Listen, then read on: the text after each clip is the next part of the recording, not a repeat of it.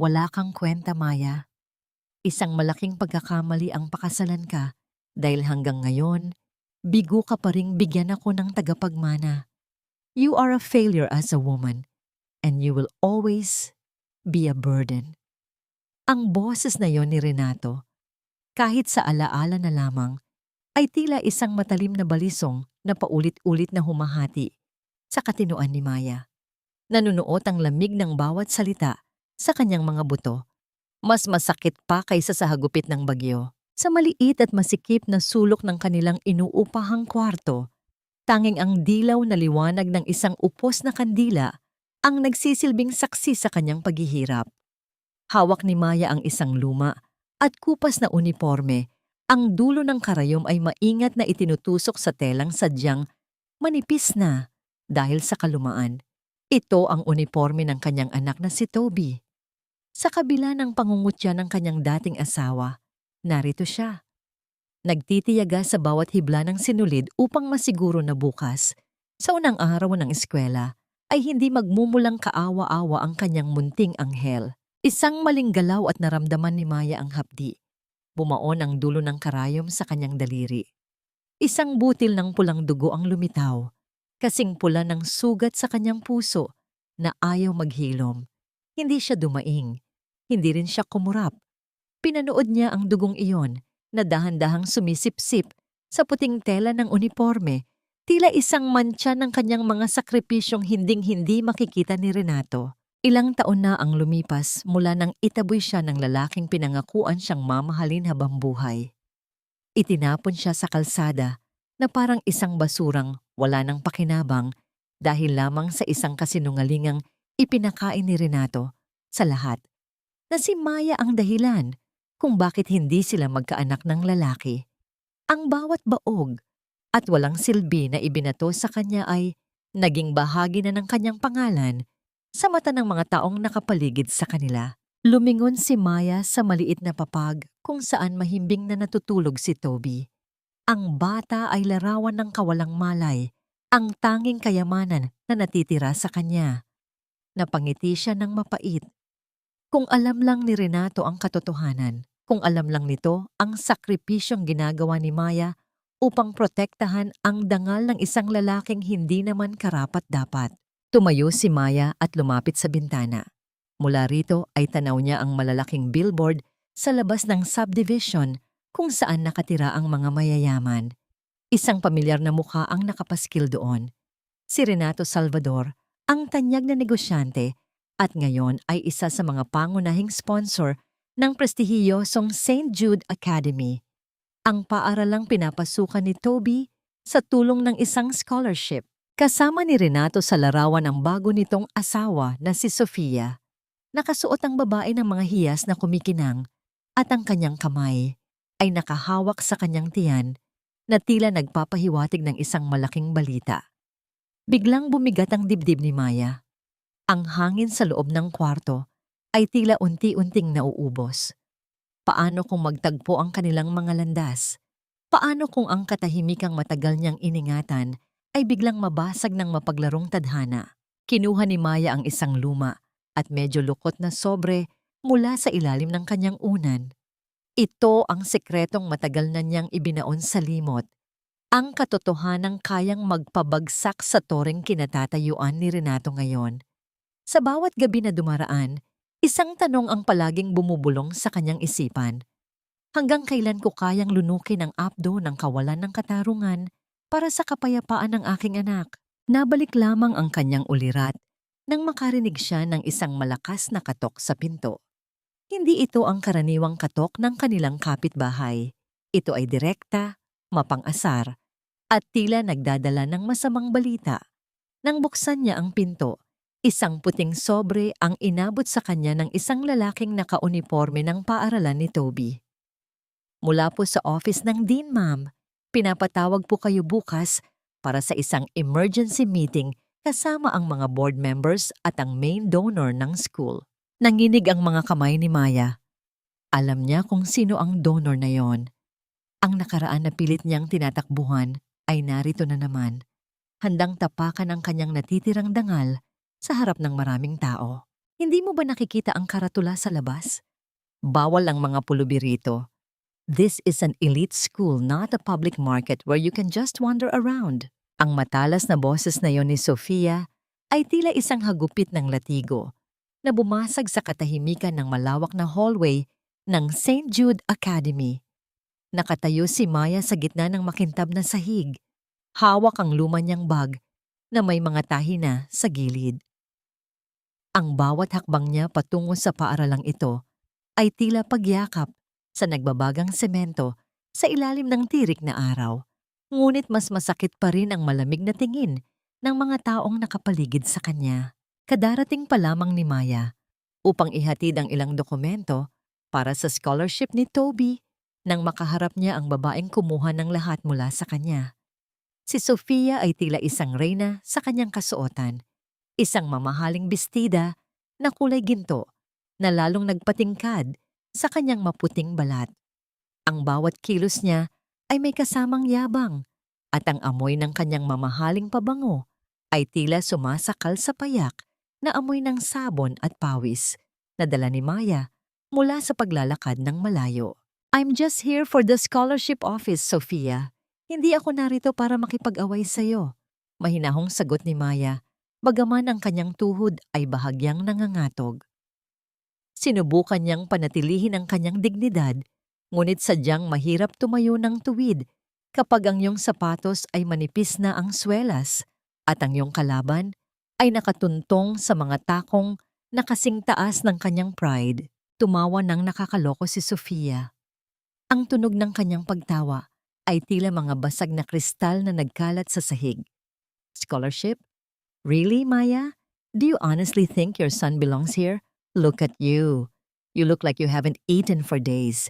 Ang amoy mo, nakakahilo. Amoy ukay-ukay at murang bareta. Lumapit si Sofia kay Maya. Sapat na upang maramdaman ni Maya ang init ng hininga nito sa kanyang pisngi. Ang St. Jude ay para sa mga batang may kinabukasan, hindi para sa mga anak ng mga talunang gaya mo. My husband, Renato, is the one funding the new laboratory of this school. Isang salita ko lang sa board, matatapos ang pangarap ng anak mo. Naramdaman ni Maya ang pag-akyat ng dugo sa kanyang mukha. Maari siyang insultuhin, maari siyang tapakan, ngunit ang pagdamay sa kinabukasan ni Toby ay isang linyang hindi niya hahayaang malampasan ng kahit sino. Gayunpaman, bago pa siya makasagot, nakita niya si Renato na naglalakad palapit sa kanila. Ang kanyang dating asawa ay mukhang masigla, makisig sa kanyang suit at may hawak na mamahaling relo na kumikinang sa ilalim ng mga ilaw ng hallway. Hindi man lang tiningnan ni Renato si Maya nang diretso sa mga mata. Para siyang isang dumi sa pader na sadyang iniiwasan ng paningin. Sofia, let's go. Don't waste your time talking to her. Baka mahawa pa ang baby natin sa nega vibes ng mga taong walang mararating sa buhay, sabi ni Renato habang inaalalayan ang kanyang asawa sa baywang. Ang hapdi sa dibdib ni Maya ay lalong tumindi. Ang lalaking minsang nangako na poprotektahan siya ay siya na ngayong nangunguna sa pagpaparamdam sa kanya na siya ay walang kwenta. Pinanood niya ang dalawa na maglakad palayo. Ang kanilang mga yabag ay lumilikha ng ritmo ng tagumpay sa ibabaw ng makintab na marmol. Tumigil si Sofia sa dulo ng hallway at lumingon muli kay Maya. May isang mapanuyang ngiti sa kanyang mga labi na tila nagsasabing tapos na ang laban bago pa man ito magsimula. Wait for the meeting tomorrow, Maya. Doon mo malalaman na ang pagpupumilit mong pumasok sa mundong hindi mo kabilang ay magdadala lamang sa iyo sa mas malalim na kahihiyan. This school is for the elite, and we will make sure people like you are filtered out. Naiwan si Maya na nakatayo ng mag-isa sa gitna ng malawak na hallway. Ang bawat hinga niya ay mabigat. Tila may nakadagan na malaking bato sa kanyang dibdib. Napatingin siya sa kanyang mga kamay na nanginginig pa rin. Sa loob ng kanyang bag, nararamdaman niya ang kapal ng sobrang naglalaman ng katotohanan. Isang katotohanang sapat upang wasakin ang mundong ipinagmamalaki ng dalawang taong kakaalis lang. Ngunit hanggang kailan siya mananatiling tahimik? Hanggang kailan niya hahayaang yurakan ang kanyang pagkatao bago niya gamitin ang tanging sandata na natitira sa kanya? Habang papalabas ng paaralan, nakita ni Maya ang kanyang refleksyon sa malaking salamin ng lobby. Isang pagod na ina, isang babaeng tinalikuran ng mundo, ngunit sa kaibuturan ng kanyang mga mata, may isang apoy na unti-unti nang nagliliyab. Ang bawat insulto ni Sofia ay nagsisilbing panggatong sa galit na matagal na niyang ibinaon.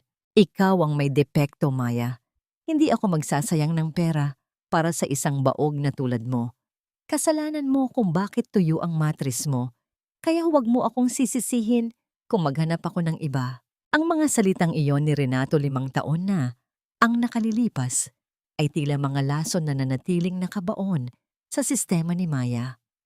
Hanggang ngayon, habang nililinis niya ang maliit at maalikabok na silid na tinatawag niyang tahanan, nararamdaman pa rin niya ang hapdi ng bawat kataga. Bawat kuskos niya sa sahig ay may kasamang pait. Tila sinusubukang burahin ang dumi ng nakaraan na ayaw matanggal sa kanyang pagkatao. Sa gitna ng kanyang paglilinis, napilitan si Maya na ilipat ang isang lumang cabinet na yari sa kahoy, ang kaisa-isang gamit na naiwan sa kanya mula sa kanilang dating bahay. Mabigat ito. Tila pasan-pasan niya ang lahat ng bigat ng kanyang mga sakripisyo. Habang itinutulak niya ito ng buong lakas, isang lumang sobre ang dahan-dahang nahulog mula sa likurang bahagi nito. Ang sobre ay nangingit-ngit na sa dumi at halos maging kulay kape na dahil sa kalumaan. Napatigil ang tibok ng puso ni Maya nang makita ang logo ng ospital sa itaas na bahagi ng papel. Tila bumalik ang kanyang gunita noong panahong halos araw-araw silang bumibisita sa doktor upang malaman kung bakit hindi sila magkaanak. Naalala niya ang mukha ni Renato noon. Balisa, galit, at laging nanunumbat. Si Renato ang kumuha ng resulta ng kanilang huling pagsusuri. Sabi nito, ang resulta ay nagpapatunay na si Maya ang may problema. Mula noon, naging impyerno ang buhay niya sa piling ng lalaking mahal niya. Nanginginig ang mga daliri ni Maya habang binubuksan ang sobre. Ang papel sa loob ay malutong na at tila madudurog sa isang maling galaw. Habang binabasa niya ang mga terminong medikal, tila tumigil ang pag-ikot ng mundo sa kanyang paligid. Ang nakasulat sa ilalim ng pangalan ng pasyente ay hindi Maya Salvador, kundi Renato Salvador. Azoospermia, isang kondisyon kung saan ang lalaki ay walang kakayahang makabuo ng anak. Zero sperm count, permanent infertility. Napaupo si Maya sa sahig. Ang kanyang hininga ay naging mababaw at mabilis. Ang mga luhang matagal na niyang pinipigilan ay nagsimulang pumatak sa papel na lumilikha ng maliliit na mantsa sa ibabaw ng katotohanan.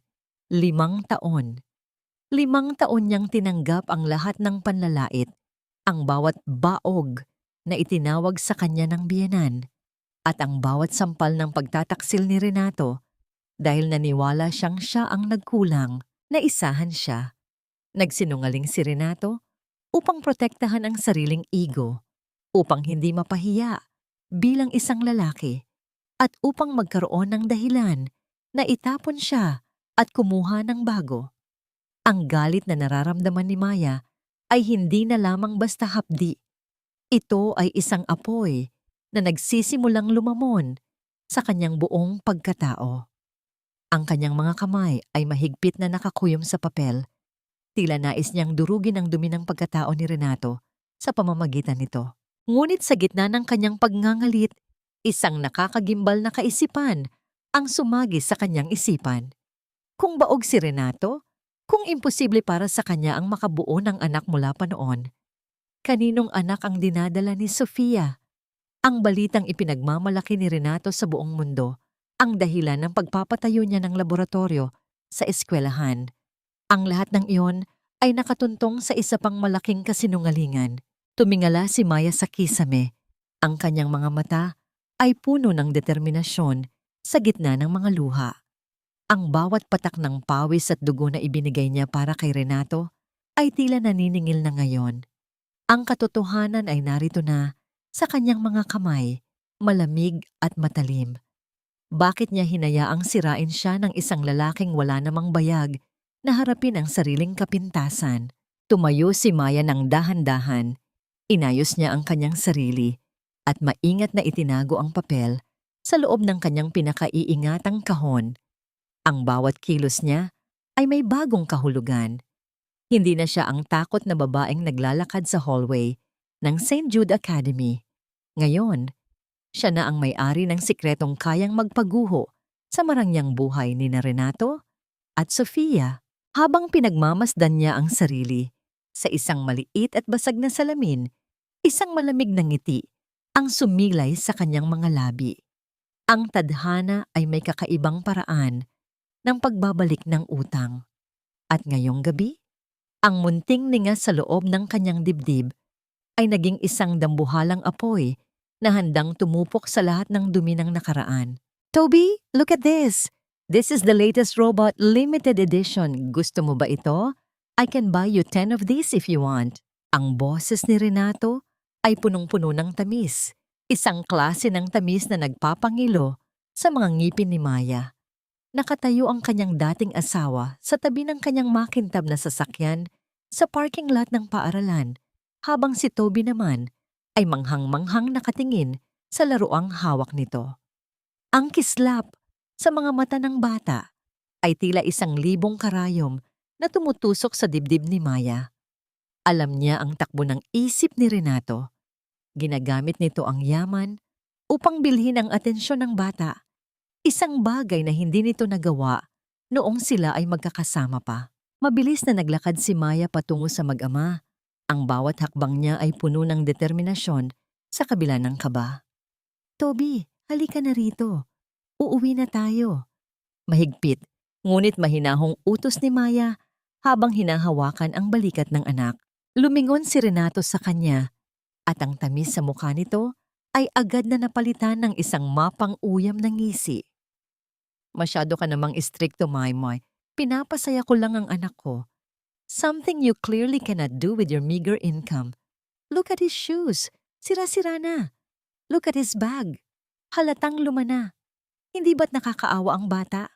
Hindi kailangan ni Toby ang mga laruan mo, Renato.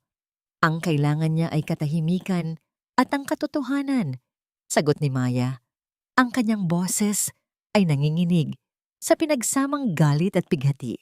Tumawa si Renato, isang malakas at nakakainsultong tawa na umalingaw-ngaw sa paligid. Lumapit siya kay Maya. Sapat na upang maramdaman ni Maya ang aura ng kapangyarihang ipinagmamalaki nito. Truth? Ang truth ay hindi nakakabusog, Maya. Ang truth ay hindi nakakapagpaaral sa St. Jude. I am the one providing for this school now. At kung gusto ko, maaari kitang gawa ng paraan para tuluyan ka ng hindi makatapak dito. Huminga ng malalim si Renato at tinitigan si Maya ng mapang-insulto. Sofia is the perfect wife. She is beautiful, rich, and most importantly, she gave me what you couldn't. She is carrying my heir, Maya. Isang tunay na Salvador. Doon ko napatunayan na ikaw talaga ang may depekto. Ikaw ang tuyot. Naramdaman ni Maya ang biglang paglamig ng kanyang mga kamay. Gusto niyang sumigaw, gusto niyang itapon sa mukha ni Renato ang sobrang nasa loob ng kanyang bag. Gusto niyang ipagsigawan sa buong mundo na ang lalaking nasa harap niya ay isang malaking huwad. Ngunit pinigilan niya ang sarili. Tiningnan niya si Toby na ngayon ay nakayuko na at tila natatakot sa tensyong namamagitan sa kanyang mga magulang. You're a pretender, Renato, pabulong na sabi ni Maya, ngunit ang bawat salita ay may bigat ng isang sumpa. Akala mo ba lahat ay nabibili ng pera mo? Pati ang sarili mong kahihiyan, kaya mo bang bayaran? Hindi pinansin ni Renato ang sinabi niya. Sa halip, yumuko ito upang pantayan ang tingin ni Toby. Listen, Toby, if you want a better life, if you want more toys like this, tell your mom to stop being so stubborn. Soon, you'll stay with me and Tita Sofia. Doon, magkakaroon ka ng sariling kwarto at lahat ng gusto mo. Huwag mong gagamitin ang anak ko sa mga laro mo. Sigaw ni Maya habang hinihila si Toby palayo. Tumayo ng tuwid si Renato at inayos ang kanyang suit. Think about it, Maya. Poor and broken-hearted mothers don't win in court. Kukunin ko si Toby sa'yo, hindi dahil mahal ko siya, kundi dahil gusto kong ipakita sa'yo na wala kang laban sa akin. I have the money, the power, and now, a real family. Ikaw, mananatili kang basurera sa mata ng lipunan. Habang naglalakad si Maya palayo, bitbit ang anak at ang mabigat na pasanin sa kanyang puso. Nararamdaman niya ang malamig na tingin ni Renato sa kanyang likuran. Ang bawat salita ng dating asawa ay tila mga linta na sumisipsip sa kanyang lakas. Ngunit sa bawat hakbang, isang katanungan ang paulit-ulit na sumasagi sa kanyang isipan. Isang katanungang magsisilbing mitya ang susunod na pagsabog. Kung alam ni Renato na baog siya, bakit ganoon na lamang ang kumpiyansa niyang anak niya ang dinadala ni Sofia? O sadyang ganoon siya kadesperado na magmukhang lalaki kaya pati ang sarili niya ay niloloko na niya. Ang kalsada patungo sa kanilang maliit na silid ay tila naging mas mahaba kaysa dati. Ang dilim ng gabi ay nagsisimulang bumalot sa paligid, ngunit sa loob ng puso ni Maya, may isang bagong klase ng liwanag ang nagsisimulang mabuo. Ang liwanag ng isang inang handang makipagdigma para sa kanyang anak. Anuman ang mangyari. Ibalik mo sa akin ang kwintas na yon, Maya. Hindi yun para sa'yo. Ibinigay ko lang yun sa'yo dahil akala ko ay magdadala ka ng swerte at apo sa pamilyang ito. Pero malas ka pala. Ang boses ni Nanay Elena, ang dating biyana ni Maya, ay kasing talas ng isang kalawanging kutsilyo na pilit na hinihiwa ang kanyang pandinig. Sa kabilang linya ng telepono, walang bakas ng pagmamahal o kahit kaunting pag-alala sa 7 taon na naging magkapamilya sila. Para kay Nanay Elena, si Maya ay isang sirang gamit na kailangang itapon at bawiin ang anumang naibigay rito. Nanay, naibenta ko na po ang kwintas na yon noong nakaraang taon para pambayad sa ospital ni Toby noong nagkasakit siya. Mahinang sagot ni Maya habang nakasandal sa malamig na pader ng kanilang maliit na kusina. Ang kanyang puso ay tila isang basang-basahan na pinipit ng paulit-ulit. Sinungaling, ginamit mo lang ang bata para magkapera. Napakapal ng mukha mo. Kaya ka iniwan ng anak ko dahil wala kang kwentang babae. Mabuti na lang at buntis na si Sofia ngayon. Iyon ang tunay na babae, hindi tuyot na gaya mo. Kasunod nito ay ang nakabibinging katahimikan ng putulin ng matanda ang tawag. Dahan-dahang ibinaba ni Maya ang kanyang telepono. Ang bawat salita ni Nanay Elena ay tila mga latay sa kanyang likuran. Utang na loob. Isang bagay na palaging isinusumbat sa kanya kahit na siya ang nag-alaga sa matanda noong ito ay may sakit. Kahit na siya ang nagsakripisyo ng sariling pangarap para sa pamilya ni Renato. Paglabas niya ng kanilang maliit na paupahan upang kumuha ng tubig, sinalubong siya ng mga mapanuring tingin ng kanyang mga kapitbahay. Nakita niya ang 3 babaeng nakaupo sa tapat ng sari-sari store, nagbubulungan habang nakatingin sa kanyang direksyon. Iyan pala yung iniwan dahil baog. Rinig niyang bulong ng isa. Sapat na upang maiparating ang mensahe. Sayang ang ganda. Wala palang pakinabang. Buti pa yung bagong asawa, nakabuo agad. Nagpatuloy si Maya sa paglakad. Ang kanyang mga mata ay nakatuon lamang sa semento. Ang bigat ng bawat hakbang ay tila dinadagdagan ng bawat bulong na kanyang naririnig. Ang salitang baog ay tila isang tatak na itinatak sa kanyang noo. Isang stigma na mahirap burahin sa isang lipunang ang halaga ng babae ay sinusukat sa kakayahan nitong magkaanak. Nang makabalik sa loob, nakita niya si Toby na abala sa pagguhit sa isang pirasong papel. Napansin ng bata ang pamumula ng mga mata ng ina. Nay, bakit po kayo malungkot? May masakit po ba sa inyo? Ngumiti si Maya, isang ngiting pilit at puno ng pighati. Wala anak. Napuwing lang si nanay. Sige na, Matulog ka na at maaga pa ang pasok mo bukas. Matapos masigurong mahimbing na ang tulog ng anak, pumasok si Maya sa maliit nilang banyo. Binuksan niya ang gripo, hinayaang dumaloy ang tubig sa plastik na timba upang malunod ang tunog ng kanyang paghagulgol. Doon, sa gitna ng amoy ng luma at mamasa-masang semento, ibinuhos ni Maya ang lahat ng hinanakit na kanina pa sumasakal sa kanyang lalamunan. Kinagat niya ang kanyang palad upang hindi makagawa ng anumang ingay na gigising kay Toby. Ang bawat patak ng tubig ay tila sumasabay sa kanyang mga luha. Bakit kailangang siya ang magdusa? Bakit ang mundong ito ay mas mabilis maniwala sa dila ng mapang-api kaysa sa luha ng inaapi? Kinaumagahan, habang inaayos ang gamit ni Toby, napansin ni Maya ang isang asul na sobre na nakasingit sa notebook ng bata.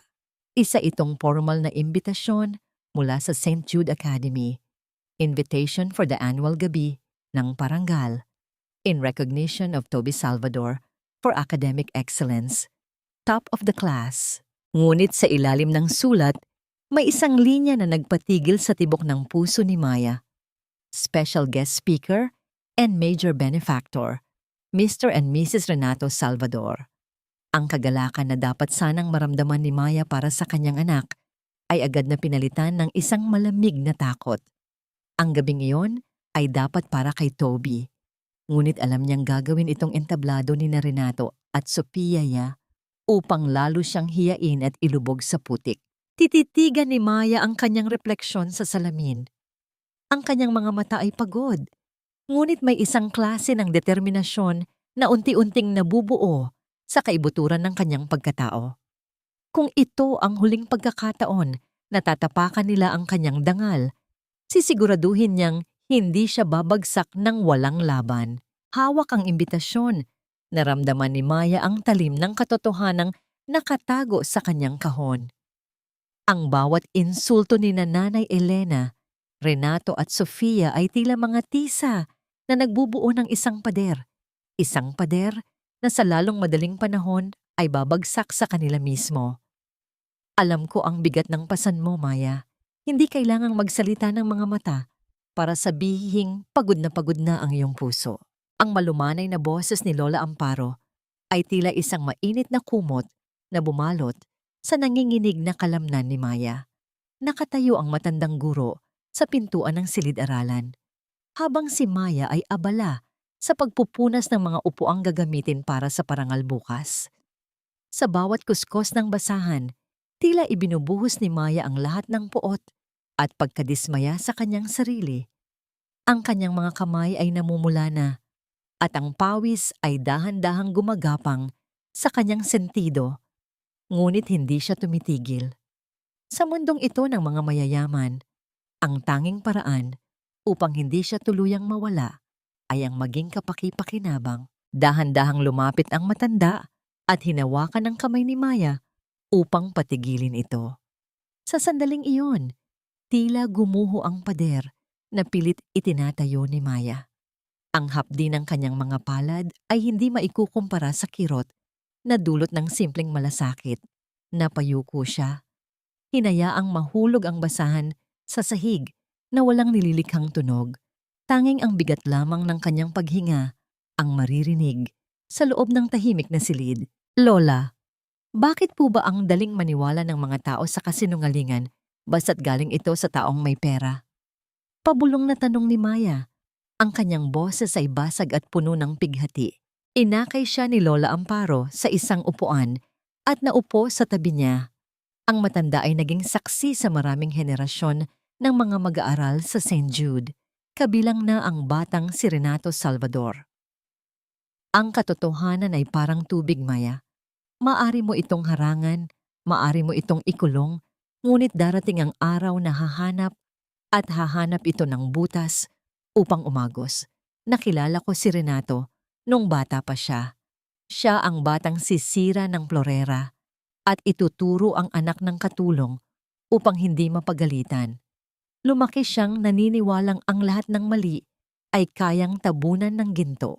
Huminga ng malalim ang matanda. Ang kanyang mga mata ay tila may tinitingnang malayo sa alaala. Noong isang buwan, nakita ko si Sofia sa isang pribadong klinika sa labas ng lungsod. Hindi iyon klinika para sa mga nagdadalang tao, Maya. Iyon ay isang klinika para sa mga taong may malalim na itinatagong sikreto sa kanilang kalusugan. Nanlaki ang mga mata ni Maya. Tila may isang malamig na hangin na dumaan sa kanyang batok. Anong ibig ninyong sabihin, Lola? Huminga ng malalim si Lola Amparo at hinawakan ng mahigpit ang kamay ni Maya. Nakita ko siyang may kausap na lalaki at hindi yon si Renato. Ang lalaking yon. Narinig ko siyang tinawag si Sofia na asawa sa isang paraang hindi mo sasabihin sa isang kaibigan lamang. At ang tiyan ni Sofia, Maya. May napansin akong hindi tama sa bawat pagkilos niya sa klinikang yon. Tila ang bawat galaw niya ay masyadong maingat. Hindi dahil sa sanggol, kundi dahil sa takot na may mahulog o magbago sa kanyang anyo. Ang bawat salita ni Lola Amparo ay tila mga piraso ng puzzle na unti-unting nabubuo sa isipan ni Maya. Ang pagiging baog ni Renato, ang biglang pagbubuntis ni Sofia, at ang misteryosong klinikang binanggit ng matanda. Tila isang malaking sarswela ang lahat, at siya ang ginawang kontrabida sa kwentong siya naman ang unang biktima. Maya, ang katarungan ay hindi laging dumarating sa paraang inaasahan natin. Pagpapatuloy ni Lola Amparo habang hinahaplos ang buhok ni Maya. Minsan, ang kailangan mo lang gawin ay tumayo sa gitna ng bagyo at hayaan ang hangin na siyang maghubad sa mga mapagpanggap. Tumayo si Maya. Ang kanyang tindig ay tila nagkaroon ng bagong lakas. Ang pagod sa kanyang mga mata ay napalitan ng isang matalas na ningning. Hindi na siya ang babaeng nagtatago sa banyo upang umiyak. Ngayon, alam na niya na hindi siya nag-iisa sa laban na ito. Salamat po, Lola. Salamat sa pananatili sa tabi ko, sabi ni Maya bago ito lumabas ng silid. Habang naglalakad sa madilim na hallway ng paaralan, naramdaman ni Maya ang bigat ng sobre sa kanyang bag. Ang katotohanan tungkol kay Renato ay sapat na. Ngunit ang impormasyong nalaman niya mula kay Lola Amparo ay isang mas malaking pasabog. Isang tanong ang nanatiling nakasabit sa kanyang isipan. Isang katanungang magpapabago sa lahat sa gabi ng parangal. Kung ang bata sa sinapupunan ni Sofia ay hindi kay Renato, at kung ang tiyan ni Sofia ay tila isang malaking palabas lamang, sino ang tunay na niloloko sa kanilang lahat? Napatigil si Maya sa tapat ng malaking painting ni Renato sa lobby. Ang ngiti sa larawan ay tila nangungutya, ngunit sa pagkakataong ito, hindi na natakot si Maya. Sa halip, isang malamig at makahulugang ngiti rin ang sumilay sa kanyang mga labi. Ang gabi ng parangal ay hindi na lamang tungkol kay Toby. Ito na ang gabi ng paniningil. Nay, ang ganda niyo po. Parang magiging kompleto na po tayo ulit mamaya, di ba? Ang mga salitang yun ni Toby, habang suot ang kanyang bagong plansang uniforme, ay tila 1,000 karayom na bumaon sa puso ni Maya. Nakatingin ang bata sa kanya nang may kislap sa mga mata. Isang kislap ng pag-asa na ang gabi ng parangal ay magiging tulay upang magkabalikan ang kanyang mga magulang. Hindi magawang tignan ni Maya ang anak ng diretsyo. Paano niya sasabihin sa musmos na isipan nito na ang gabing inaasahan niyang pagkakaisa ay mauuwi sa isang madugong labanan para sa katotohanan? Maagang nagtungo si Maya sa isang tanyag na ukay-ukay sa kanto ng kanilang kalye. Sa gitna ng tambak ng mga lumang damit na amoy alikabok at nakaraan, hinalughog niya ang bawat sabitan. Kailangan niyang magmukhang kagalang-galang. Hindi para sa kanyang sarili, kundi upang hindi mapahiya si Toby sa harap ng mga magulang na tila mga pabo kung magpamerga ng yaman. Nakahanap siya ng isang simpleng navy blue na hapit sa katawan. Luma na ito at may kaunting kupas sa dulo ng manggas, ngunit sa haplos ni Maya, tila muling nabuhay ang dangal ng tela. Ito ang magiging balutin niya. Binayaran niya ito gamit ang huling perang itinabi niya para sana sa bagong sapatos ni Toby, ngunit alam niyang mas mahalaga ang laban na kakaharapin niya ngayong gabi. Pagdating sa bahay, isinuot ni Maya ang damit. Sa harap ng kanilang maliit at basag na salamin, Tinitigan niya ang kanyang refleksyon.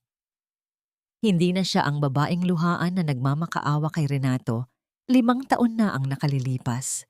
Ang mga linyang dulot ng puyat sa ilalim ng kanyang mga mata ay hindi na tanda ng kahinaan, kundi mga marka ng isang mandirigma. Kinuha niya ang sobreng naglalaman ng resulta ng pagsusuri ni Renato. Maingat niya itong inilagay sa loob ng kanyang maliit na clutch bag. Ang bawat hawak niya sa papel na yon ay nagbibigay ng kakaibang init sa kanyang mga daliri. Para sa dangal natin, Toby, bulong niya sa hangin. Para hindi ka na muling ituring na anak ng isang baog na ina. Nang makarating sila sa bukana ng St. Jude Academy, sinalubong sila ng liwanag ng mga dambuhalang chandelier na abot hanggang sa parking lot. Ang mga mamahaling sasakyan ay tila mga hiyas na nakapila. Ramdam ni Maya ang panliliit ng ilang mga magulang habang nakatingin sa kanilang dalawa ni Toby na naglalakad lamang, ngunit nanatiling tuwid ang kanyang likod. Gayunpaman, bago pa man sila makatapak sa pintuan ng Grand Hall, 2 malalaking lalaki na nakabarong ang humarang sa kanilang daan. Ang kanilang mga mukha ay kasing tigas ng bato at ang kanilang mga mata ay walang bakas ng awa. Pasensya na po, ma'am, pero wala po ang pangalan niyo sa listahan ng mga panauhin, malamig na sabi ng isa sa mga gwardya. Kumunot ang noo ni Maya. Anong wala? Ako ang ina ni Toby Salvador. Siya ang bibigyan ng parangal ngayong gabi. Narito ang imbitasyon ko. Inilabas ni Maya ang asul na sobre, ngunit hindi man lang ito tinignan ng gwardya. May utos po sa amin na ang mga hindi nakasuot ng tamang attire o ang mga may pending issues sa school benefactor ay hindi maaaring papasukin. At ma'am, ang pangalan niyo po ay sadyang minarkahan ng pula. Mula sa malayo, sa loob ng lobby, nakita ni Maya si Sofia. Nakatayo ang babae sa tabi ni Renato. May hawak na baso ng champagne at may suot na matagumpay ng ngiti. Itinaas ni Sofia ang kanyang baso patungo sa direksyon ni Maya. Isang tahimik na pagpupugay sa kanyang tagumpay na ilayo ang basura sa kanyang perpektong gabi. Naramdaman ni Maya ang higpit ng kapit ni Toby sa kanyang kamay. Ang kislap sa mga mata ng bata ay unti-unting napalitan ng takot at pagkalito. Nay, ayaw ba nila sa atin? Hindi po ba ako makukuha ang medal ko? Ang puso ni Maya ay tila sasabog sa galit. Ang bawat sakripisyo niya, ang bawat pagtitiis sa ukay-ukay, at ang bawat gabing puyat ay tila ibinasura ni Sofia sa isang iglap. Ngunit sa halip na umiyak, lalong tumalim ang tingin ni Maya. Alam niyang ito ang plano nila. Ang hiyain siya sa harap ng sariling anak, bago pa man magsimula ang laban. Hindi tayo aalis dito, Toby. Pabulong na sabi ni Maya. Ang kanyang boses ay tila isang panata. Papasok tayo at kukunin mo ang nararapat sa'yo. Kahit gibain ko pa ang pader ng paaralang ito. Ang gabing ito ay para sa mga pamilyang sumasalamin sa dangal ng St. Jude Academy. Hindi para sa mga taong ang tanging dala ay kahihihiyan at dumi sa ating pintuan. Ang boses ni Renato ay umalingaw-ngaw sa buong Grand Hall, kasing tindi ng liwanag ng mga dambuhalang chandelier na nakasabit sa kisame. Nakatayo siya sa gitna ng entablado. Ang kanyang postura ay tila isang hari na nagbibigay ng basbas sa kanyang mga nasasakupan. Sa bawat palakpakan ng mga mayayamang magulang, tila lalong lumalaki ang dibdib ni Renato sa kayabangan. Sa gilid ng malaking pintuan pumasok si Maya habang mahigpit ang hawak sa kamay ni Toby. Nakalusot sila sa tulong ni Lola Amparo na siyang nagpaliwanag sa mga gwardya. Ngunit ang tagumpay na yon ay tila pansamantala lamang. Sa sandaling tumapak ang kanyang manipis na sapatos sa makintab na pulang alpombra, naramdaman ni Maya ang sabay-sabay na pagbaling ng mga mata sa kanya. Ang kanyang navy blue na damit mula sa ukay-ukay, na kanina ay tila balutin ng dangal, ay biglang nagmukhang luma at kupas sa ilalim ng libu-libong watt ng kuryente. Ang bawat bulungan ng mga kababaihang nakasuot ng seda at brilyante ay tila mga bubuyog na nanunuot sa kanyang pandinig. Is that her? Ang dating asawa na sinasabing baog? How dare she show her face here? Look at her dress, mukhang kinuha lang sa basurahan. Hindi lumingon si Maya. Pinanatili niya ang tingin sa entablado. Kay Toby na ngayon ay nanginginig ang maliit na kamay.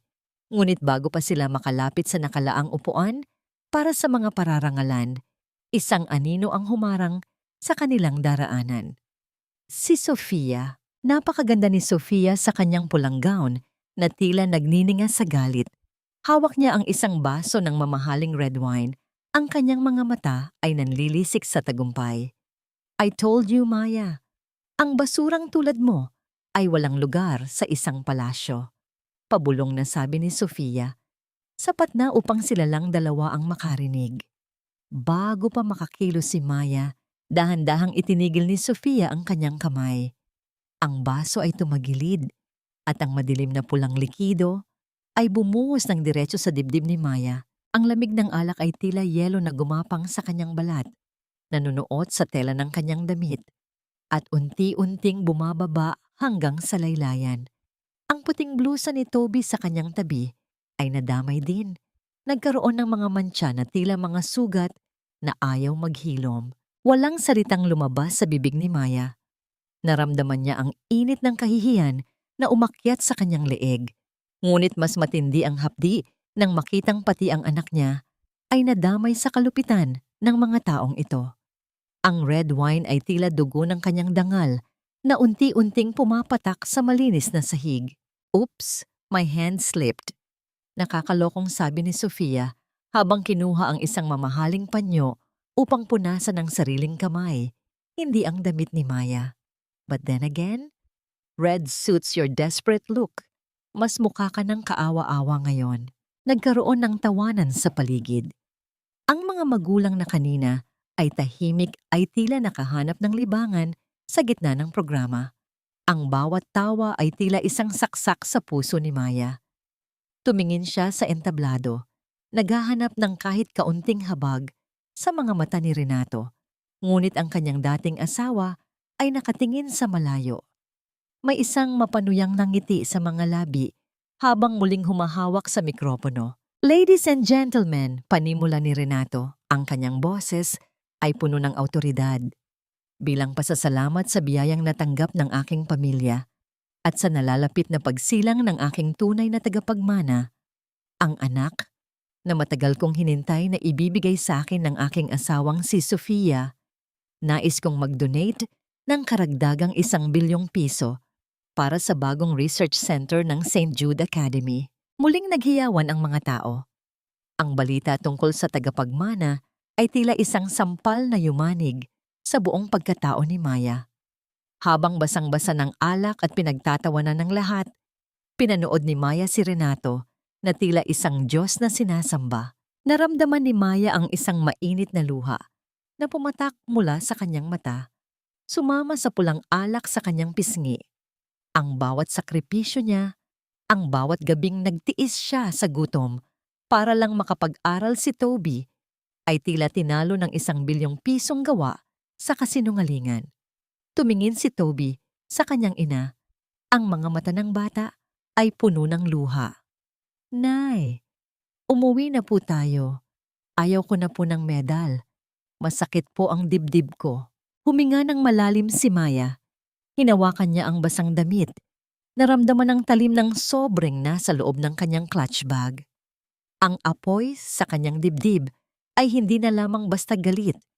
Ito ay isang nagngangalit na sunog na handang tumupok sa lahat ng kasinungalingang kasalukuyang ipinagdiriwang sa entablado.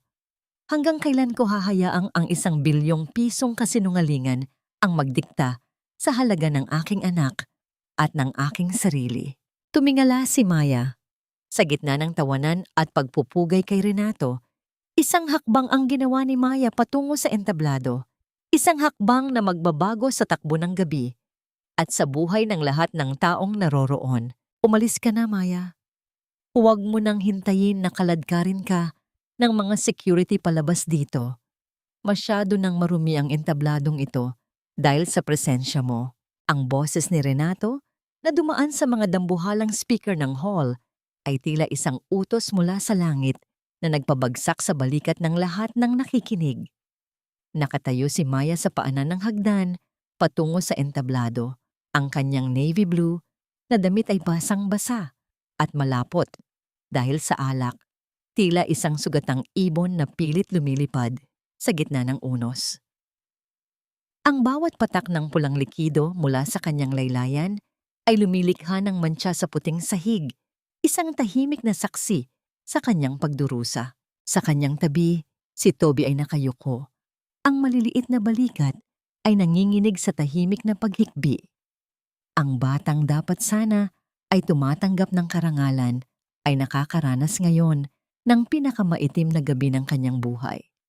Ang imahe ng kanyang magiting na ina na pinagtatawanan ng buong mundo ay isang sugat na habambuhay na mananatili sa kanyang alaala.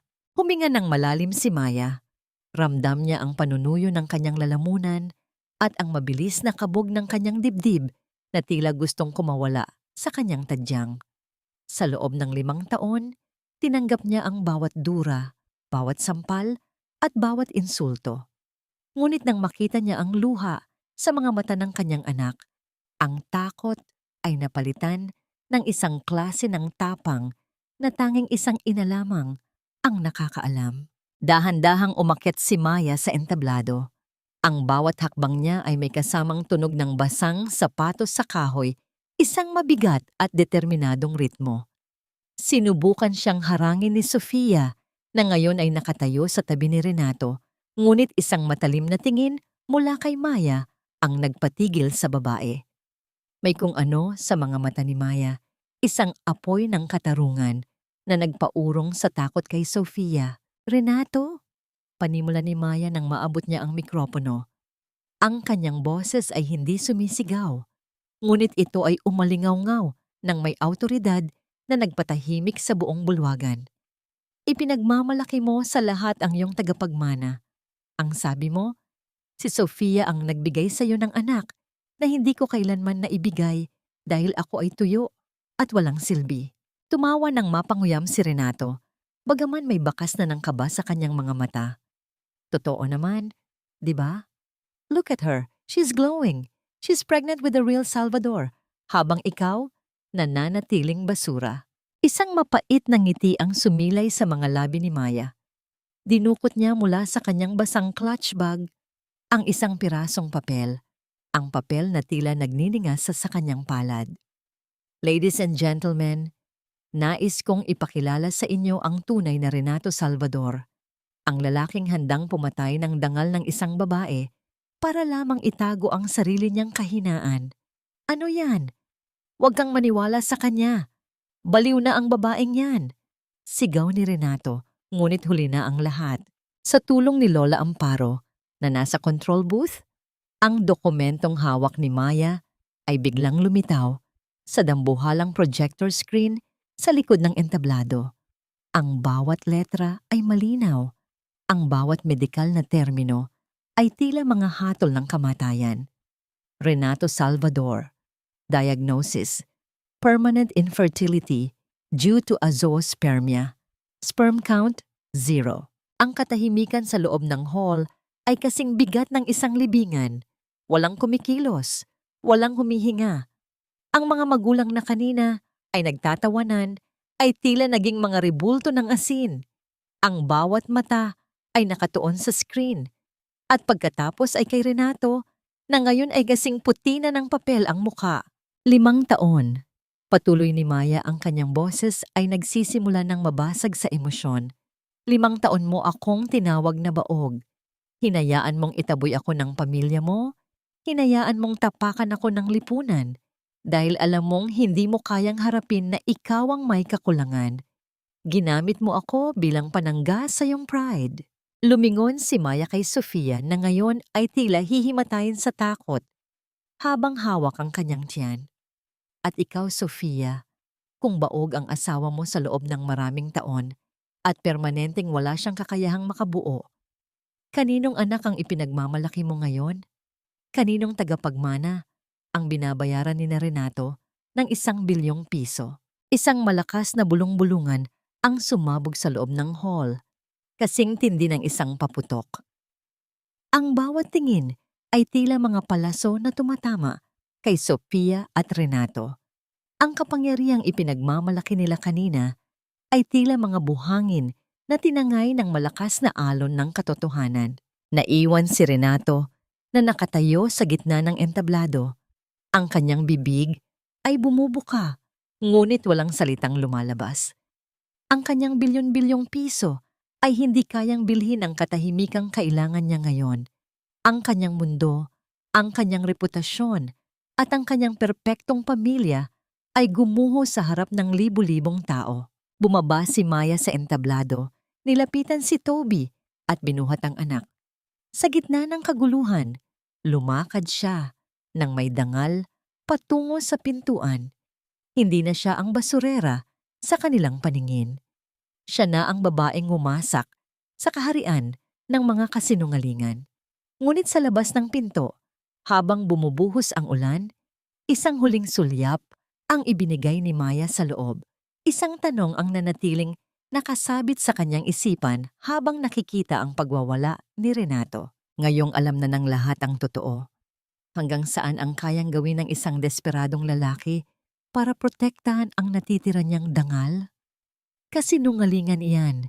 Isang malaking paninira. Guard, kunin niyo ang babaeng yan. Dakpin niyo siya. Ang boses ni Renato ay pumiyok sa tindi ng desperation. Ang kanyang muka, na kanina ay kakulay ng ginto sa ilalim ng mga spotlight, ay naging kasing itim ng uling sa galit at takot. Ang bawat salitang lumalabas sa kanyang bibig ay tila mga ligaw na bala na walang tinatamaan, kundi ang sarili niyang reputasyon. Ngunit wala ng gwardiyang kumikilos. Ang mga ito, gaya ng lahat ng mga magulang at opisyal sa hall, ay nakapako ang tingin sa dambuhalang screen kung saan nakabandera ang kanyang kahihiyan. Ang katahimikan sa loob ng Grand Hall ay kasing tulis ng libu-libong karayom. Maya-maya pa, ang katahimikang yun ay binasag ng dahan-dahang bulungan na tila agos ng tubig na unti-unting lumalakas. Ang mga smartphone ay tila mga alitap-tap na sabay-sabay na nagningning.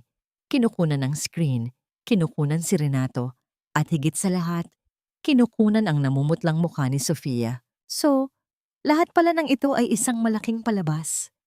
Isang matandang babae mula sa unang hanay ng mga upuan ang tumayo. Ang kanyang boses ay puno ng pandidiri. Ang donasyon, ang laboratorio, ang sinasabi mong tagapagmana, lahat ay gawa-gawa para pagtakpan ang pagiging baog mo? Hindi totoo yan. Binayaran ni Maya ang ospital para i-falsify ang record. Sigaw ni Renato habang dinuduro si Maya. Ang kanyang mga kamay ay nanginginig at ang pawis ay bumubuhos na sa kanyang noo, sumasama sa kanyang make-up at nagmumukhang putik sa kanyang balat. Lumingon si Maya ng dahan-dahan. Ang kanyang basang damit ay tila hindi na nagbibigay ng lamig. Sa halip, ang init ng katarungan ang nanunuot sa kanyang buong katawan.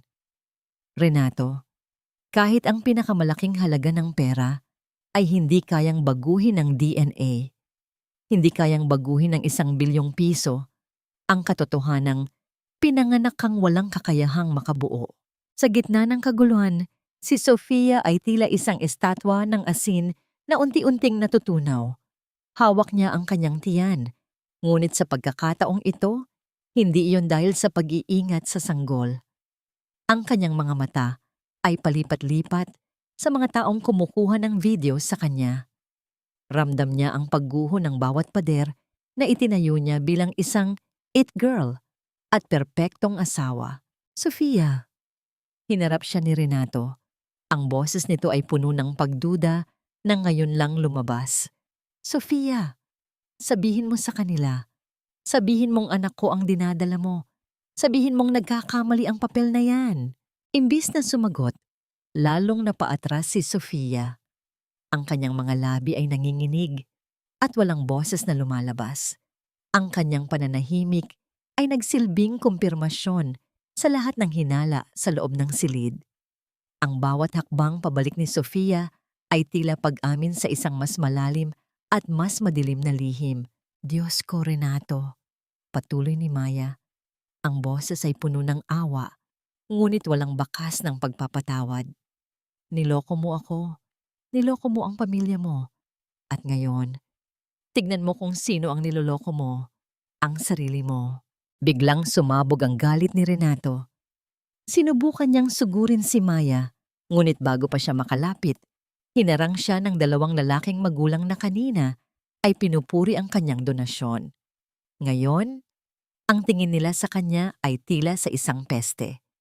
Ang paggalang na binili niya ay naglaho kasabay ng paglitaw ng katotohanan. "Huwag mong hahawakan ng babaeng iyan," sabi ng isang lalaki ng may diin. "Masyado ka ng maraming sinirang buhay ngayong gabi."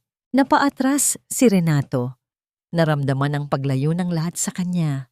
Ang mga taong kanina ay gustong makipagkamay sa kanya ay tila nandidiring madikitan man lang ng kanyang anino.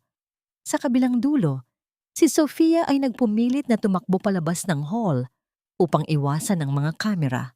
Sa kanyang pagmamadali, natisod siya sa laylayan ng kanyang sariling gown. Napasinghapang lahat nang makitang may kung anong bagay na tila matigas ang lumabas o gumalaw sa ilalim ng tela ng kanyang tiyan sa kanyang pagkakadapa. Isang bagay na hindi dapat naroroon sa isang tunay na nagdadalang tao. Ang mabilis na pag-aayos ni Sofia sa kanyang damit ay hindi nakatakas sa mapanuring mata ng mga naroroon. Naiwan si Maya sa gitna ng entablado, hawak ang kamay ni Toby na ngayon ay nakatingala sa kanya ng may paghanga. Ang pulang mantsa sa kanyang damit ay naroon pa rin, ngunit tila naging dekorasyon na lamang ito ng kanyang tagumpay. Ang palasyong gawa sa kasinungalingan ni Renato at Sofia ay hindi lamang gumuho. Ito ay naging alabok sa harap ng katotohanang 5 taong ibinaon ni Maya sa kanyang puso. Ngunit habang tinitignan ni Maya ang nagwawalang si Renato, naramdaman niya ang isang kakaibang pangamba. Ang isang sugatang hayop ay mas mapanganib kapag wala na itong mawawala. Ano ang susunod na hakbang ng isang lalaking kakatapos lang mawalan ng lahat ng kanyang ipinagmamalaki? "Niloko mo ako. Isang malaking kasinungalingan ng lahat. Pinagmukha mo akong tanga sa harap ng lahat ng tao, Sofia." Ang boses ni Renato ay nanginginig sa pagitan ng galit at desperasyon habang hila-hila niya si Sofia patungo sa isang madilim at bakanting silid sa likod ng entablado. Ang bawat hakbang nila ay tila paghatak sa mga guho ng kanilang marangyang buhay, nakakatapos lang gumuho sa harap ng madla. Wala na ang kislap ng mga chandelier, tanging ang malamig na liwanag ng emergency light ang nagbibigay anyo sa kanilang mga anino na tila mga halimaw na naglalaban. Padaskol na binitawan ni Renato ang braso ni Sofia.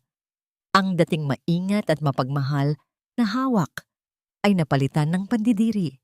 Napasandal si Sofia sa malamig na pader, ang kanyang mamahaling gown ay lukot-lukot na at ang kanyang buhok na kanina ay perpekto ay tila isang pugad ng gulo. "Renato, let me explain.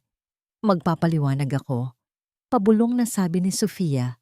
Ang kanyang boses ay tila isang hanging naghahanap ng malulusutan. "Ipaliwanag? Alin ang ipapaliwanag mo? Ang katotohanang baog ako at kailanman ay hindi ako magkakaroon ng anak?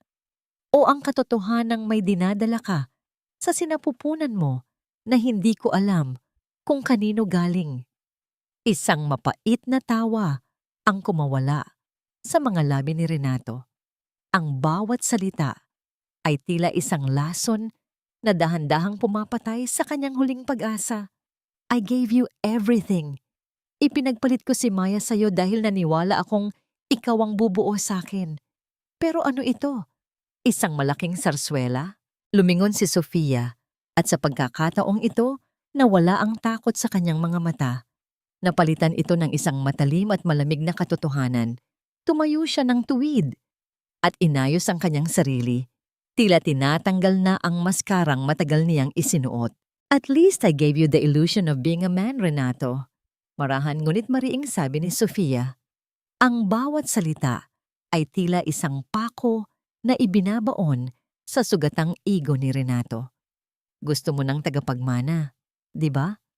Gusto mong patunayan sa mundo na hindi ka depektuso. I gave you that. Ginamit ko ang pera mo, ang pangalan mo, para lang mabuo ang imaheng gusto mong makita ng lahat. Huwag kang magmalinis dahil pareho lang tayong manlilin lang dito. Napaluhod si Renato sa sahig. Ang kanyang mga kamay ay nakabaon sa kanyang buhok. Ang katotohanan ay mas masakit pa kaysa sa kahihiyang dinanas niya sa entablado. Hindi lamang siya baog. Siya ay isang lalaking nagbayad ng bilyon-bilyon para sa isang kasinungalingang siya rin ang arkitekto. Mula sa bahagyang nakabukas na pinto, nakatayo si Maya sa kadiliman ng hallway. Nakikita niya ang lahat. Naririnig niya ang bawat pagsusumbatan. 5 taon siyang nangarap na makita ang pagbagsak ng lalaking sumira sa kanyang buhay. Ngunit sa pagkakataong ito, walang saya sa kanyang puso. Ang nararamdaman niya ay isang malalim na pagod. Isang pagod na nagmumula sa pagkakita kung paano ubusin ng puot at dusa ang 2 taong nabulag ng yaman at yabang. Tumingin si Maya kay Toby na mahimbing nang nakasandal sa kanyang balikat. Ang bata ay ligtas na mula sa gulo ng mundong ito. Ang bawat hikbi ni Renato sa loob ng silid ay tila isang paalala kay Maya na ang katarungan, bagaman matamis, ay may kasamang pait ng pagkasira ng mga kaluluwa. Let's go, Toby, pabulong na sabi ni Maya. Hindi na natin kailangang makinig pa. Paalis na sana si Maya nang marinig niya ang huling hirit ni Sofia na nagpatigil sa kanyang paghinga. And by the way, Renato, hindi lang ang anak na ito ang hindi sayo. Ang kumpanyang ipinagmamalaki mo, ang lahat ng assets na inilipat mo sa pangalan ko para sa tagapagmana natin, sa akin na ang lahat ng yun ngayon. You have nothing left, ni ang pangalan mo, wala nang halaga. Ang tunog ng pagbagsak ng isang upuan sa loob ng silid ay sapat na upang malaman ni Maya na ang lahat ay tapos na. Ang huling mitya ng buhay ni Renato ay tuluyan ng namatay. Naglakad si Maya palabas ng gusali, sinalubong ng malamig na simoy ng hangin at ang dahan-dahang paghupa ng ulan. Ang bawat hakbang niya ay tila pagtanggal ng isang mabigat na tanikala. Ang sugat ng pagtataksil ay maaaring hindi na tuluyang maghilom. Ngunit sa unang pagkakataon, sa loob ng maraming taon, naramdaman ni Maya na ang hangin ay malayang dumadaloy sa kanyang mga baga. Ngunit habang papalayo ang taxi na kanilang sinasakyan, nakita ni Maya sa side mirror ang mga police car na mabilis na dumarating sa paaralan. Isang bagong kaba ang sumagi sa kanyang isipan. Ano pa ang itinatago ni Renato at Sofia na kayang magdala sa kanila sa likod ng rehas? At paano nito maaapektuhan ang tahimik na buhay na sisimulan nila ni Toby? Danggal, iyan lamang ang natitira sa akin at sapat na yon upang makatulog ako ng mahimbing ngayong gabi. Ang mga salitang iyon ay paulit-ulit na naglalaro sa isipan ni Maya habang dahan-dahan niyang hinuhubad ang basang navy blue na damit sa loob ng kanilang madilim na banyo. Ang mantsa ng pulang alak ay tila isang tuyong sugat na nakadikit sa tela. Isang alaala ng huling hagupit ng kahihiyang sinubukan nilang ipatikim sa kanya. Ngunit sa pagkakataong ito, hindi niya sinubukang kuskusin ang mantsa. Sa halip, maingat niyang itinupi ang damit at inilagay sa loob ng isang itim na plastic bag. Itatapon na niya ito kasama ng lahat ng pait ng nakaraang 5 taon. Ang katahimikan sa loob ng kanilang maliit na silid ay hindi na kasing bigat ng dati. Sa labas, ang tilaok ng mga manok at ang dahan-dahang pagliwanag ng langit ay nagpapahiwatig ng isang bagong umaga. Habang pinagmamasdan ni Maya ang kanyang anak na si Toby na mahimbing ang tulog, naramdaman niya ang isang klase ng kapayapaan na matagal na niyang ipinagkait sa kanyang sarili. Ang bawat hinga ng bata ay tila isang awit ng tagumpay. Hindi nagtagal, ang katahimikan ay nabasag ng mahinang katok sa kanyang pinto. Hindi ito ang mapang-aping katok ni Renato o ang mapanghusgang kalampag ng mga maniningil ng utang. Ito ay isang mahinhin at tila nahihiyang pag-antig sa kahoy. Nang buksan ni Maya ang pinto, Sinalubong siya ng kanyang mga kapitbahay. Ang mga babaeng dati ay tumatawag sa kanya ng baog at malas. Ngunit ngayon, wala silang dalang panlalait. Sa kanilang mga kamay ay may mga supot ng tinapay at mainit na kape. Maya, napanood namin ang balita sa internet. Yung video sa school kagabi. Panimula ni Aling Marites, ang pinakatsismosa sa kanilang lugar habang nakayuko. Patawarin mo kami, Maya. Masyado kaming naging mabilis humusga. Hindi namin alam na ganoon pala kalaki ang isinakripisyo mo para sa isang lalaking walang kwenta. Isang tipid na ngiti lamang ang isinagot ni Maya. Hindi niya kailangan ng kanilang awa, ngunit ang kanilang paghingi ng paumanhin ay tila isang balsamo sa kanyang mga latay.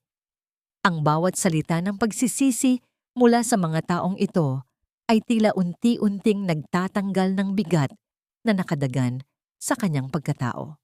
Kasunod nito ay ang pagtunog ng kanyang lumang telepono. Isang tawag mula sa principal ng St. Jude Academy. Mrs. Salvador, Miss Maya. Ang boses ng principal ay puno ng pag-aalangan at panginginig. Nais naming humingi ng paumanhin sa nangyari kagabi. Ang Board of Trustees ay nagpasya na bawiin ang lahat ng donasyon ni Renato Salvador dahil sa isyu ng moralidad at panloloko. Ngunit huwag kayong mag-alala.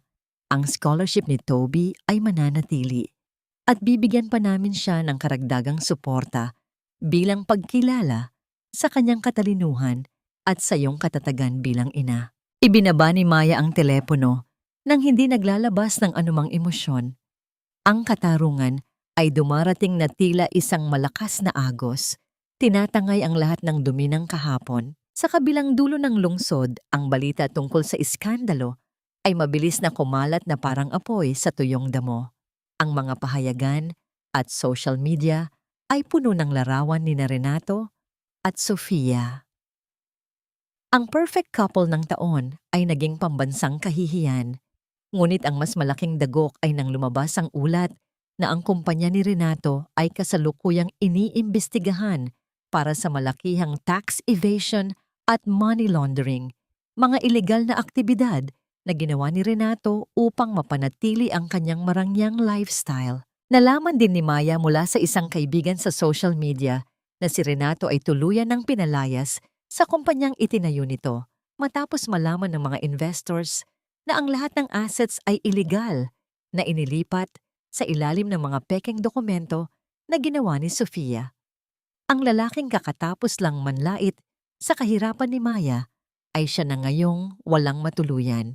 Sa gitna ng lahat ng ito, nakatanggap si Maya ng isang mensahe mula sa isang hindi kilalang numero. Maya, please, tulungan mo ako. Wala na akong matakbuhan. Kinuha ni Sofia ang lahat. Pati ang bahay na tinitirhan ko, isinangla niya ng hindi ko alam. Maya, ikaw lang ang may mabuting puso. Patawarin mo ako. Binasa ni Maya ang mensahe ng dahan-dahan. Nararamdaman niya ang desperasyon ni Renato sa bawat letra. Ang takot ng isang lalaking kakatapos lang mawalan ng kanyang kaharian. Ngunit sa halip na sumagot, dahan-dahang pinindot ni Maya ang block button. Ang kanyang puso ay wala ng puwang para sa puot. Ngunit wala na rin itong puwang para sa mga taong sadyang nanira sa kanya. Tapos na tayo, Renato. Bulong ni Maya sa hangin. Isang malakas na katok muli ang narinig sa pinto. Ngunit sa pagkakataong ito, mas autoritatibo. Pagbukas ni Maya, tumambad ang mga pulis kasama ang isang abogado. Miss Maya, narito kami dahil may mga dokumentong nakuha sa opisina ni Mr. Salvador. Lumalabas na ang ilan sa mga ari-ariang kinuha niya sa inyo noong inyong annulment ay nakuha sa pamamagitan ng pananakot at palsipikadong pirma. Maaari ninyong mabawi ang lahat ng nararapat sa inyo. Ang bawat salita ng abogado ay tila mga huling piraso ng puzzle na bumubuo sa bagong buhay ni Maya. Ang katarungan ay hindi lamang nagpakita ng mukha. Ito ay may dalang pangako ng pagbawi. Ngunit habang naglalakad ang mga pulis palayo, napansin ni Maya ang isang itim na sasakyan na nakaparada sa tapat ng kanilang eskinita. Isang lalaking nakasuot ng barong ang nakatingin sa kanya mula sa loob nito. Ang kanyang mukha ay pamilyar, ngunit hindi matandaan ni Maya kung saan niya ito nakita. Sino ang lalaking ito? At bakit tila ang pagbagsak ni Renato ay simula lamang ng isang mas malalim na kwentong hindi pa lubos na naiintindihan ni Maya? Dati, ang bawat hininga ko ay amoy tagumpay. Ngayon, pati ang hanging nilalanghap ko ay lasang alikabok at pagsisisi. Ang boses ni Renato ay halos hindi na lumalabas sa kanyang lalamunan. Nakaupo siya sa isang mahabang bangko sa gitna ng isang madilim at masukal na parke. Malayo sa mga kumikinang na ilaw ng syudad na dati niyang pinaghaharian. Ang kanyang mamahaling suit ay punit-punit na at ang sapatos na gawa sa balat ng buwaya ay balot na ng putik. Wala na ang kanyang mga bodyguards, wala na ang kanyang mga kaibigang sip-sip, at higit sa lahat, wala na ang kanyang dangal. Nang dumaan ang isang pulubi sa kanyang harap at tiningnan siya ng may awa, naramdaman ni Renato ang pinakamatinding sampal ng tadhana. Ang lalaking dati ay nandidiring madikit man lang sa mga basura ng lipunan, ay siya na ngayong mukhang basurang itinatapon ng mundo. Habang nangyayari ito, si Maya ay nakaupo sa loob ng isang tahimik na opisina. Sa tapat niya ay ang lalaking nakita niya sa itim na sasakyan, si Attorney Gabriel Valderrama. Ang lalaking ito ay hindi lamang basta abogado. Siya ang dating kasosyo ni Renato na tinalikuran at niloko rin nito maraming taon na ang nakalilipas. Miss Maya, hindi lang ito tungkol sa annulment ninyo, paliwanag ni Attorney Gabriel habang inilalatag ang mga dokumentong may mga selyo ng korte. Noong pumanaw ang inyong mga magulang, may iniwan silang mga lupain sa probinsya na sadyang itinago ni Renato sa inyo.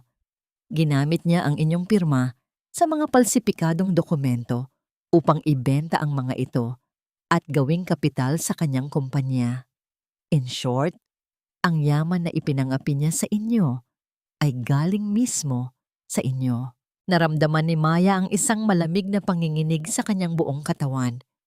Ang bawat bilyon na ipinagmamalaki ni Renato, ang bawat hiyas na isinuot ni Sofia ay galing sa pawis at dugo ng kanyang mga magulang. Ang pagnanakaw na ito ay mas masakit pa kaysa sa pisikal na pananakit. Mababawi natin ang lahat, Maya. At higit pa doon, sisiguraduhin nating pagbabayaran nila ang bawat sentimong ninakaw nila.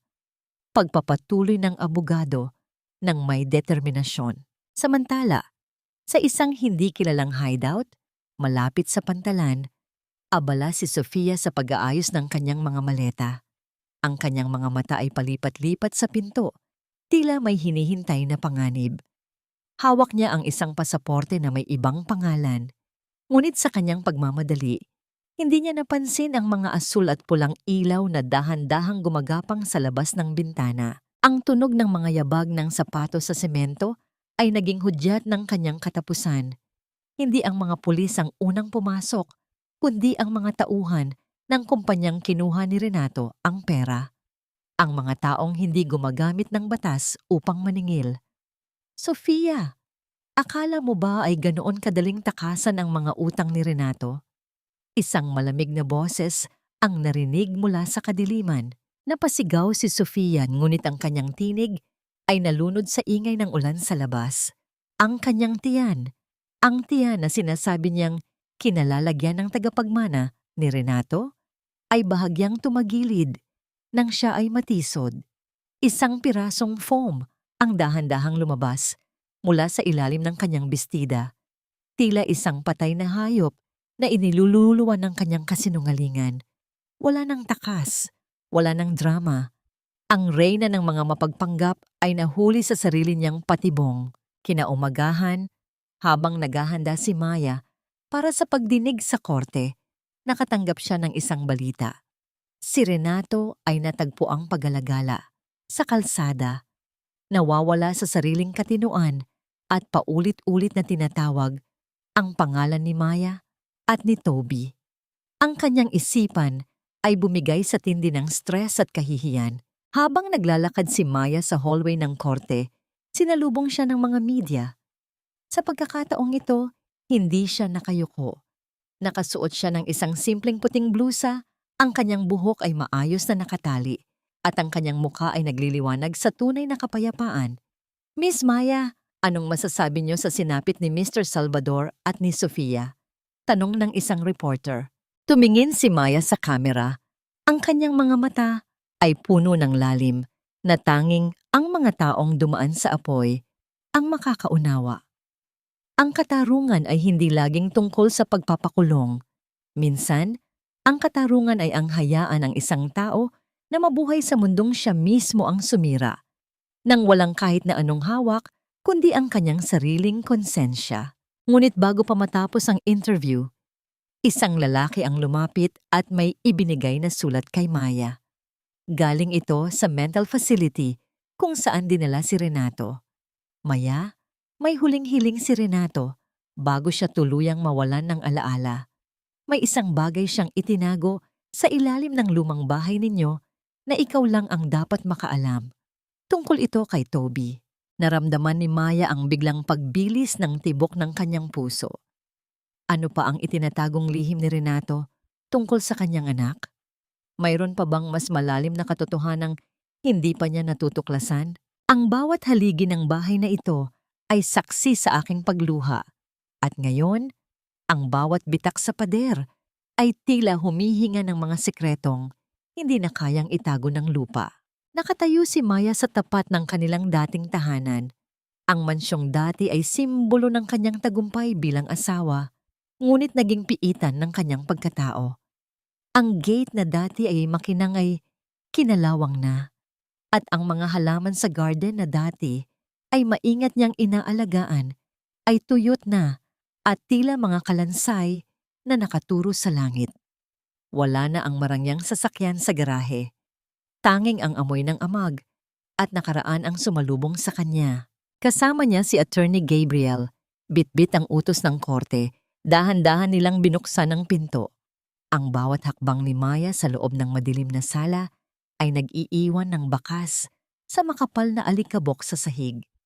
Tila bumalik ang kanyang gunita sa mga gabing nakaupo siya sa sofa, naghihintay kay Renato, habang ang tanging kasama ay ang tunog ng sarili niyang kaba. Dito Maya, turo ni Attorney Gabriel sa ilalim ng hagdan. Sa maliit na silid na dati ay bodega ng mga lumang kagamitan. Naalala ni Maya ang sulat mula sa ospital. Sabi ni Renato, may isang bagay siyang itinago sa ilalim ng mga floorboard na hindi nahanap ni Sofia. Gamit ang isang kagamitang bakal, dahan-dahang inangat ni Attorney Gabriel ang isang bahagi ng kahoy na sahig. Walang imik si Maya habang pinapanood ang paglitaw ng isang maliit na kahon na yari sa lata. Kinalawang na rin, ngunit maingat na nakabalot sa plastik. Nang buksan ni Maya ang kahon, nanginginig ang kanyang mga daliri. Sa loob ay may isang liham na sulat kamay ni Renato. Petsadong 3 taon na ang nakalilipas. Noong panahong nagsisimula pa lamang ang relasyon nito kay Sofia. Maya, kung nababasa mo ito, marahil ay wala na ako sa aking sarili o tuluyan na akong nilamon ng aking yabang. Patawarin mo ako. Noong nalaman kong baog ako, gumuho ang mundo ko. Pero ang mas masakit ay ang malaman na alam din ni Sofia. Ginamit niya ang impormasyong iyon para kontrolin ako. Binantaan niya akong ipapahiya sa buong mundo o hindi ko gagawin ang gusto niya. Pinilit niya akong itaboy ka dahil alam niyang ikaw ang tanging makakapansin sa kanyang mga plano. Napaupo si Maya sa isang lumang silya. Ang kanyang hininga ay naging mabigat. Ang bawat salita sa liham ay tila mga huling piraso ng katotohanan. Ngunit may mas malalim pang revelasyon sa huling bahagi ng sulat. Hindi lang yun, Maya. May isang insurance policy at trust fund akong itinago sa pangalan ni Toby na hindi kayang galawin ni Sofia. Ito ang perang kinuha ko sa mga magulang mo. Ibinabalik ko ito sa pamamagitan ng anak mo. At ang huli, Maya, si Toby. Alam kong hindi ko siya tunay na anak sa dugo, pero sa mga sandaling hawak ko siya, siya lang ang nagparamdam sa akin na may halaga ako. Patawarin mo ako dahil mas pinili ko ang aking imahe kaysa sa pag-ibig ninyong mag-ina. Isang tahimik na pagluha ang kumawala sa mga mata ni Maya. Ang galit na matagal na niyang dinadala ay unti-unting napalitan ng isang malalim na pighati. Nakita niya ang isang dambuhalang lalaki na naging duwag sa harap ng sariling kapintasan, isang lalaking naging biktima ng sarili niyang pride at ng isang babaeng mapanlinlang. Miss Maya, may isa pa, sabi ni Attorney Gabriel habang tinitignan ang mga dokumento sa ilalim ng liham. Ito ay isang video recording sa isang maliit na flash drive. Nakatala rito ang huling pag-uusap ni Renato at Sofia bago ang parangal. Dito inamin ni Sofia na ang balak niya ay tuluyan kang ipapatay pagkatapos makuha ang huling pirma ni Renato sa lahat ng ari-arian. Naramdaman ni Maya ang isang malamig na panginginig. Ang kamatayan ay dumaan ng napakalapit sa kanya nang hindi niya nalalaman. Ang puot ni Sofia ay hindi lamang hanggang sa kahihiyan. Ito ay hanggang sa pagkitil ng buhay. Dinala ni Maya ang kahon at lumabas ng bahay. Sa labas, ang sikat ng araw ay tila mas maliwanag kaysa kanina. Tumingin siya sa langit at huminga ng malalim. Ang bawat sekretong nalaman niya ngayong araw ay tila mga huling tanikala na kumakawala sa kanyang mga paa. Nagpasya si Maya na bisitahin si Renato sa mental facility sa huling pagkakataon. Nang makarating siya doon, nakita niya ang dating asawa na nakaupo sa isang wheelchair, nakatingin sa kawalan, at may hawak na isang pirasong papel na may drawing ng isang bata. Renato? Tawag ni Maya sa mahinang boses. Lumingon ang lalaki. Ang mga matang dati ay puno ng yabang, ay wala ng kahit anong ningning. Tumingin siya kay Maya, ngunit walang pagkilala. Gayunpaman, dahan-dahang tumulo ang luha mula sa mga mata ni Renato habang nakatitig sa mukha ni Maya. Tila ang kanyang kaluluwa ay naaalala ang isang bagay na hindi na kayang bigkasin ng kanyang isipan. Patawad, pabulong na sabi ni Maya, hindi dahil may kasalanan siya, kundi upang palayain na ang sarili sa anumang ugnayan sa lalaking ito. Habang papalabas si Maya ng pasilidad, nakatanggap siya ng tawag mula kay Attorney Gabriel. Ang boses nito ay puno ng kaba. Maya, nakatakas si Sofia mula sa mga nagbabantay sa kanya sa ospital habang nilalapatan ng lunas ang kanyang mga sugat. Isang itim na sasakyan ang sumundo sa kanya. Sabi ng mga saksi, patungo daw ito sa direksyon ng tirahan niyo ni Toby. Ang mundo ni Maya ay tila tumigil sa pag-ikot. Ang huling mitya ng panganib ay hindi pa pala tuluyang namamatay. At sa pagkakataong ito, wala nang iisipin si Sofia, kundi ang huling paghihiganti. Ang huling hininga ng isang naghihingalong apoy ay ang pinakamainit. Ngunit ito rin ang hudyat ng tuluyang pagkaubos ng mitya. Madilim ang langit at ang ulan ay tila mga malalaking bato na humahampas sa bubungang lata ng maliit na paupahan ni Maya. Sa loob, mahigpit ang yakap ni Maya kay Toby. Ang bawat patak ng tubig sa labas ay tila yabag ng isang paparating na panganib.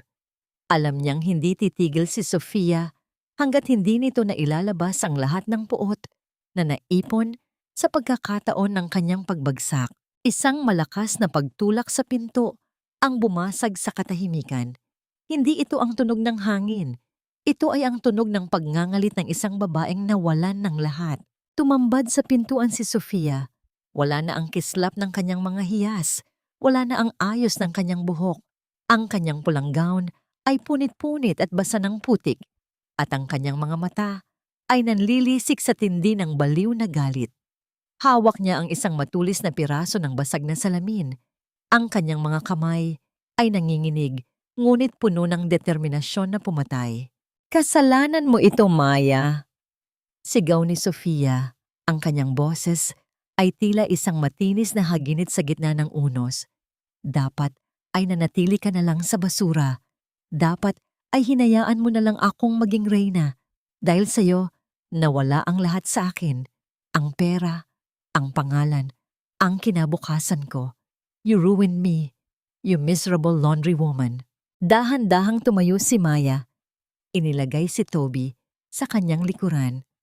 Sa kabila ng takot, ang kanyang mga mata ay kalmado. Isang kalmadong nagmumula sa pag-alam na hawak niya ang katotohanan. Hindi ako ang sumira sa iyo, Sofia.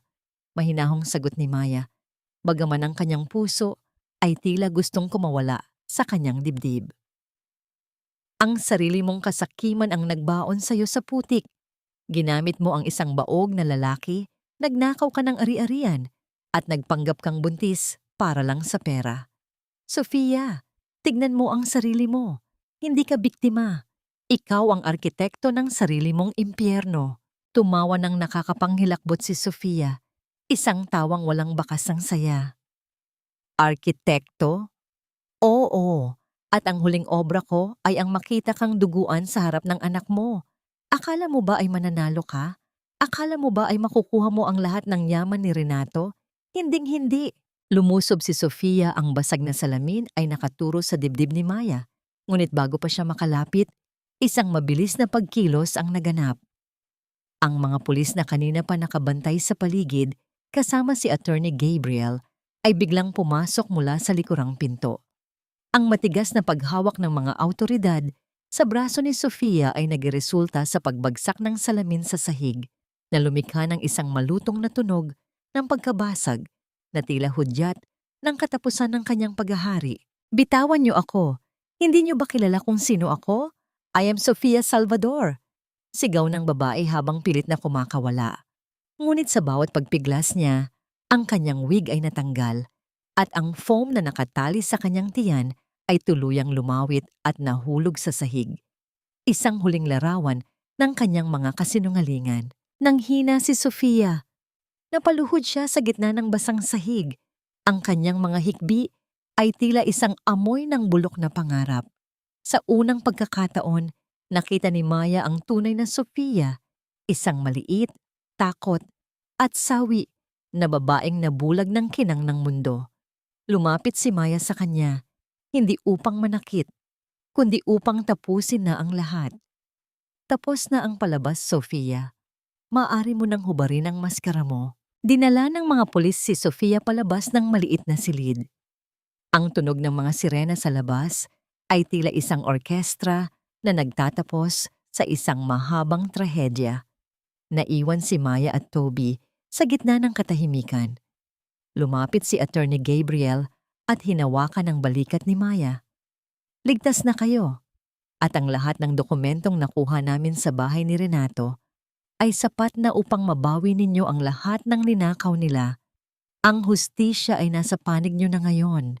Huminga ng malalim si Maya, naramdaman ang dahan-dahang pagtila ng ulan. Tumingin siya kay Toby na ngayon ay nakangiti na ng may kapayapaan. Ang gabi ng parangal ay naging gabi ng paghuhukom at ang gabi ng unos ay naging gabi ng paglilinis. Kinabukasan, habang ang sikat ng araw ay dahan-dahang sumisilip sa bintana, tiningnan ni Maya ang kanyang mga kamay. Wala na ang mga mantsa ng alak, wala na ang amoy ng luma at maruming kalsada. Ang bawat guhit sa kanyang palad ay tila isang bagong mapa patungo sa kinabukasan. Hindi na siya ang baog na asawa, hindi na siya ang basurera sa hallway ng St. Jude. Siya si Maya, isang ina, isang mandirigma, at isang babaeng malaya na sa wakas. Isang taon ang mabilis na lumipas at ang bawat segundo nito ay tila isang dahan-dahang paghilom ng mga sugat na dati ay akala ni Maya ay habang buhay ng magdurugo. Ang sikat ng araw sa umagang ito ay hindi na nakakasilaw o nagdadala ng takot. Sa halip, ito ay tila isang banayad na haplos ng pag-asa na gumigising sa bawat sulok ng kanyang bagong tahanan. Hindi na ito ang masikip at amoy amag na paupahan, kundi isang payak, ngunit malinis na bahay sa probinsya, sa mismong lupang pag-aari ng kanyang mga magulang na matagumpay niyang nabawi sa tulong ng batas. Sa tapat ng bahay, isang maliit na karatula ang nakasabit na yari sa pinakinis na kahoy. Nakasulat doon ang pangalang Dangal. Ito ang kanyang munting negosyo, isang talyer ng paglalaba at pananahi na naging takbuhan ng mga kababaihan sa kanilang lugar na nakakaranas din ng hirap at pang-aapi. Ang bawat hibla ng sinulid na itinatahi ni Maya ngayon ay hindi na para pagtakpan ng kahirapan, kundi upang buuin ang pangarap ng ibang tao. Napatingin si Maya sa salamin. Ang babaeng nakatingin sa kanya ay wala na ang bakas ng pighati sa mga mata. Ang bawat linya sa kanyang muka ay mga marka ng karunungan at katatagan. Hindi na siya ang baog na asawa o ang basurera ng St. Jude.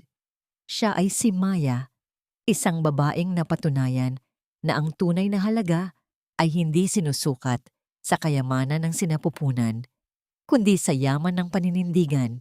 Kumusta na nga ba ang mga taong minsang sumira sa kanyang mundo? Si Renato ay nananatili sa isang tahimik na pasilidad. Ang kanyang isipan ay tuluyan nang bumalik sa pagkabata. Isang malupit, ngunit makatarungang tadhana para sa isang lalaking nabulag ng sariling ego.